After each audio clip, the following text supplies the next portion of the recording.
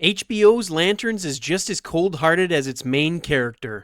Frickin' freezing in here. Not only is it a show that hates the world and the superheroes it's a part of, but it also takes the time to shit on, deconstruct, and brutally murder the most popular Green Lantern, Hal Jordan, who's honestly the best character so far in the show, but who they don't want you to like, while also inserting political allegory nobody asked for in their superhero show about space police who make things with their imagination.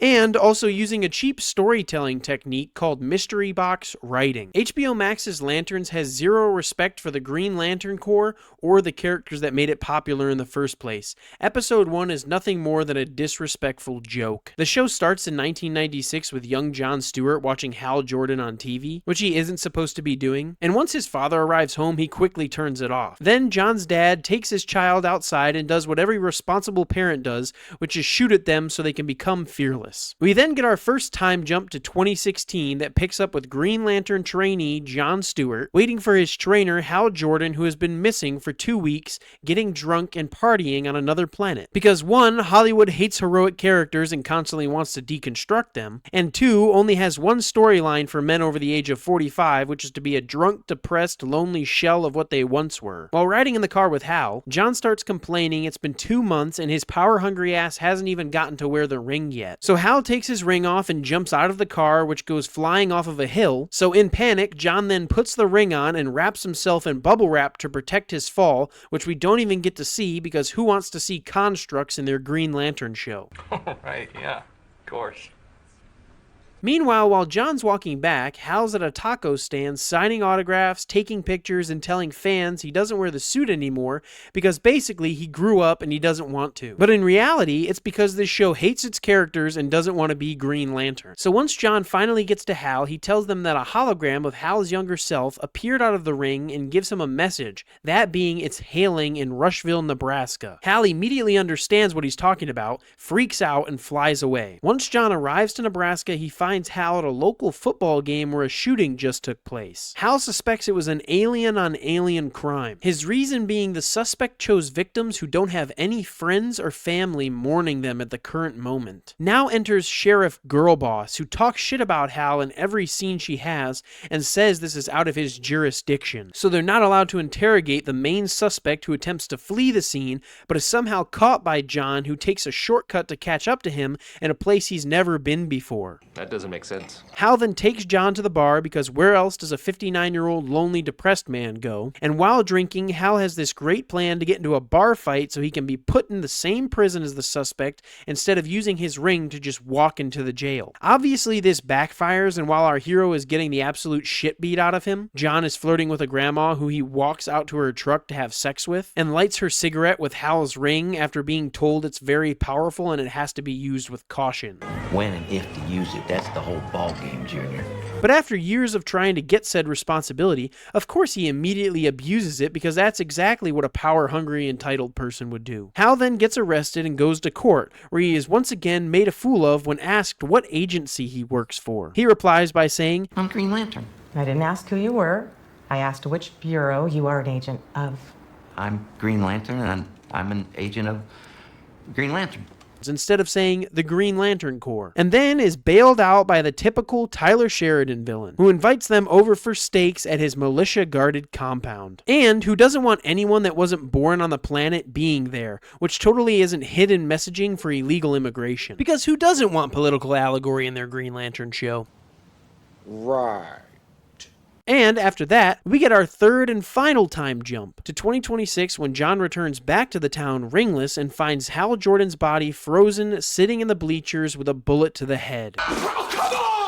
Because how else do you complete a depressed, drunk, lonely hero's arc better? By having him die alone. This show is an insult to anything Green Lantern. The best thing about it is Kyle Chandler's Hal Jordan. He's extremely likable and ends up being right in every situation, even though they're trying to shit on him for the entire episode. But unfortunately, there are even more little moments that make it even worse. Like the whole bar scene. Not only does it take Hal's iconic origin and brush it off like it was nothing, but it also degrades any meaning of it. Jon also adds in by questioning why he has the ring in the first place, and that he should be the one that interviewed for it. Another issue I have is a hero constructing fraudulent money, which in my opinion is abusing the power of the ring, along with the fact of the brain-dead idea to get into a bar fight because it's not like he can just get into prison with the power of his ring. And I already know people are going to be defensive and they love the show, but you can't sit here and tell me this is seriously good. When 1, they barely use the ring, 2, they have Hal Jordan brush through his origin story like it means nothing, and 3, they legitimately spend the entire episode deconstructing his character,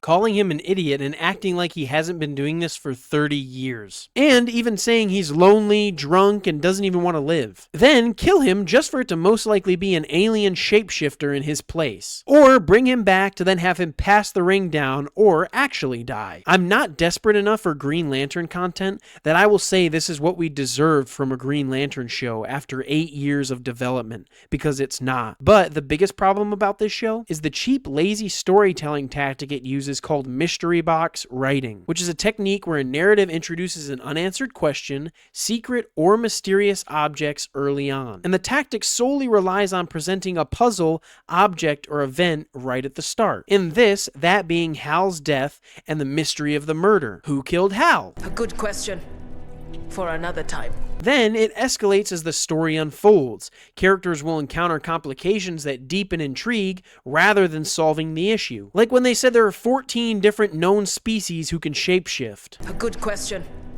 for another time. Undetected and without a trace. And that's exactly what they're doing, by making the rest of the season flashbacks instead of immediately solving it. And the final component of mystery box writing relies on the viewers to theorize, speculate, and invest deeply on the possible narratives. That being a possible setup for Parallax, or Dead Hal being a shapeshifter and not actually dead, which causes discussion and makes people talk, which is exactly what they want you doing. But the main problem with this storytelling tactic is that it fails to provide satisfying resolutions, and can make you feel misled when you're expecting a concrete answer if it doesn't nail all the mysteries that it's set up. It not only hurts the entry you reveal the answer in, but also potentially all the previous entries in the storyline. So not only did they kill off the most popular Green Lantern and people let them get away with it, but even if he isn't dead, now you have to tell a convincing story of why that is, and have it pay off but drag us along for 7 episodes of flashbacks to a pointless build-up to understand the how instead of the why. And that's if they even tell you anything in the first place, because the downside of mystery box storytelling is they could have us wondering all season just for it to end without an explanation. And you'll have all kinds of questions, and they'll say, A good question for another time. So in the end, we have a show that hates the main character, so they make him a sad, depressed, lonely man who's drunk that is past his prime and dies, while also taking the other main character, changing his origin and making him an entitled yes man who's been stripped of his personality, and is also power-hungry and hateful, therefore not following Green Lantern lore, disrespecting key characteristics, while also barely showing the superheroes being super or using their powers, and filling it with political allegory, girl bosses, and don't even bother to make it a galactic adventure at all, but instead take True Detective's concept, do it worse while stealing generic Yellowstone-style villains, and the biggest problem of them all, brainwashing the fans into thinking this is the garbage we deserve. So the final verdict is, Lantern is a soulless True Detective adaptation that uses the Green Lantern ring solely as a prop, and is written by people that hate the material they're adapting, and wants to mystery box storytell you into oblivion. But what did you think of the Lanterns? What do you think is good, and what do you think is bad? Let me know down in the comments below. And as always, thanks for watching. Don't forget to like, comment, subscribe, and I'll see you in the next one. And please don't make the super suit green or animated.